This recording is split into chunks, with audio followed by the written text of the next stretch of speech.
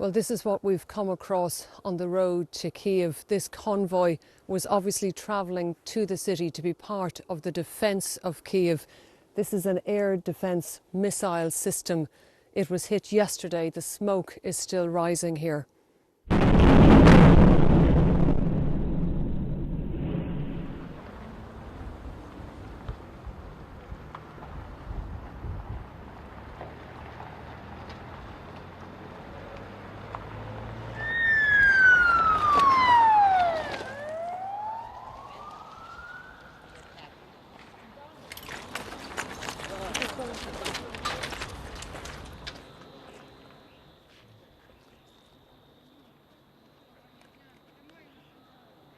I wanted to say for you, for your governments, because that we are in need, urgently in need, as soon as possible, as much as possible. We are in need anti-aircraft missiles, we are in need anti-tank missiles, we need ammunition. Is there any message that you would wish to send to President Putin?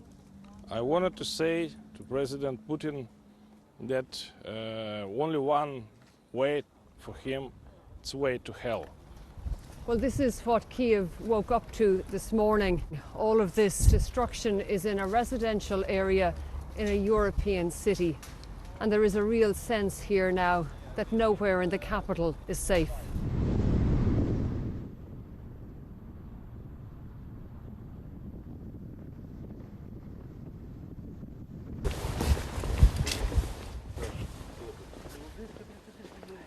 Це вулиця 6, а де вона? Як вона? Золотоурицька мені сказали. Я й приїхав в Золотоурицьку. Я не хочу жить, и многие мои побратимы не хотят жить в России. И мы не будем жить в России, поэтому я либо иду вперед и буду защищать этот город, защищать от этих геноцидов, по-другому их только не назвать, либо я умру. Тут только такой вариант, другого варианта нет.